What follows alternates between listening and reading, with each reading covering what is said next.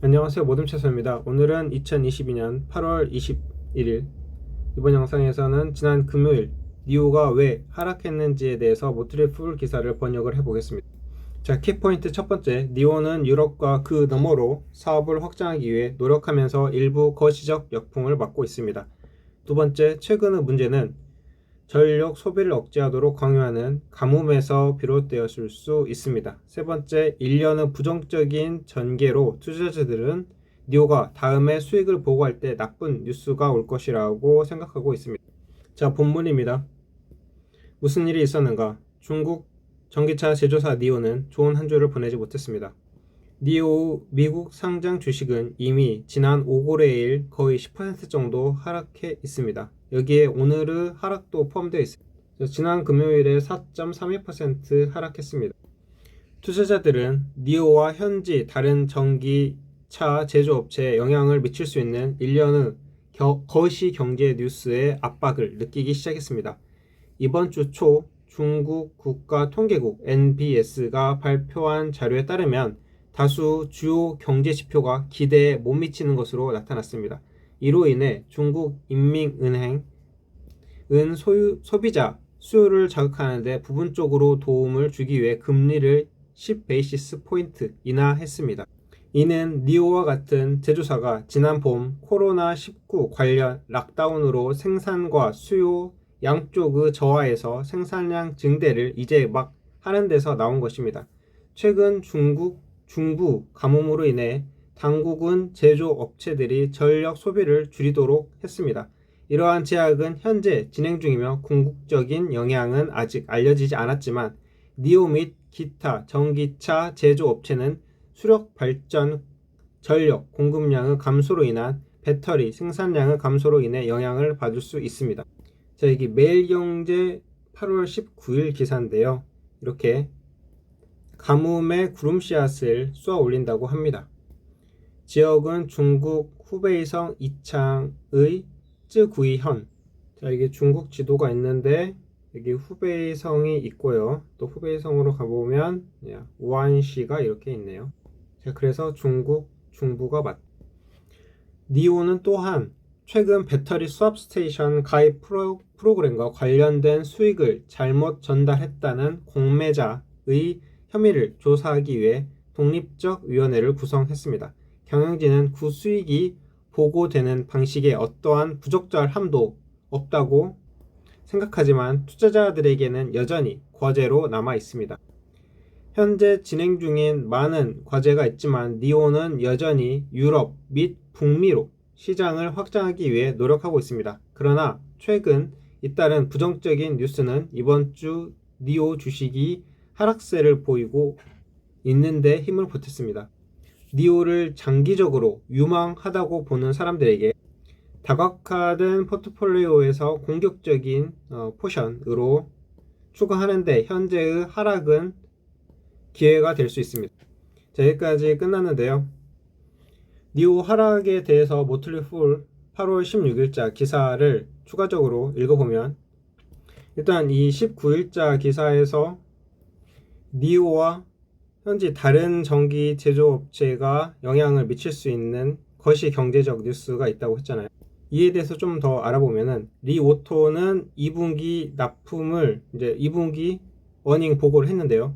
2분기 납품이 전년 동기 대비 63% 증가했다고 발표한 후 좋은 성과를 냈음에도 불구하고 3분기 전망이 좋지 않았었습니다. 세계 2위의 경제 대국인 중국이 지난 7월 경기 둔화를 겪은 후 금리를 인하하면서 이 비관론이 더해졌는데요. 좀 더 자세히 알아보면 리오토는 7월 리1 전기차를 1,400대 납품했습니다. 그러나 리오토는 3분기에 27,000대에서 29,000대 사이로 납품할 것으로 전망했습니다.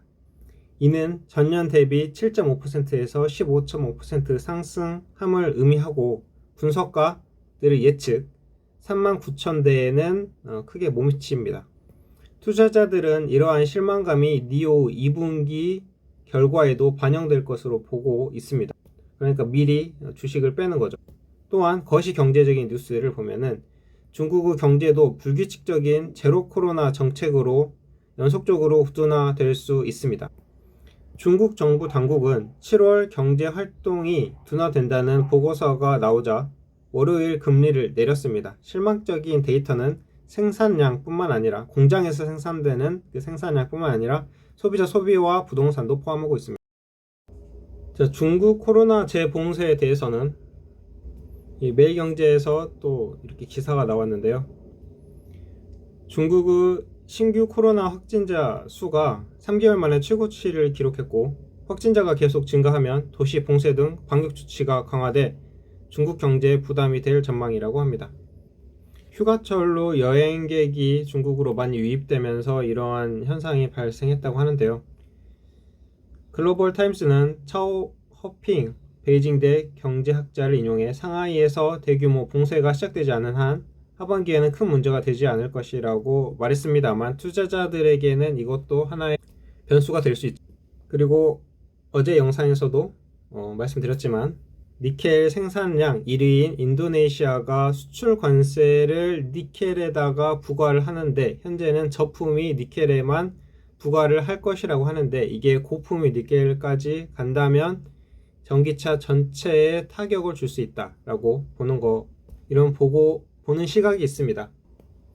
자, 니오의 차트를 보면은 이렇게 역배열 상태로 진행되다가 중국이 제로 코로나 정책을 마무리하고 시진핑 3기 집권을 위해서 좀 더 이렇게 경제 살리기를 하다가 지금은 이렇게 수평 횡보 상태로 와 있습니다.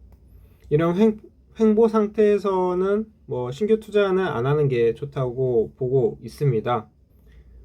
이 기자처럼 이렇게 주가가 싸졌을 때 매수할 수도 있는데, 아직 저는 이렇게 상승과 하락에 대한 명확한 신호가 나오지 않았을 때는 잠시 쉬고 있는 것도 좋은 방법이라고 생각하는데요. 지금 이 흑산병이 나와서 추가 하락으로 이어지고 있는 중입니다. 거래량은 이렇게 줄어들고 있어서 투자자들의 관심에서 멀어지고 있다는 것을 볼 수 있죠.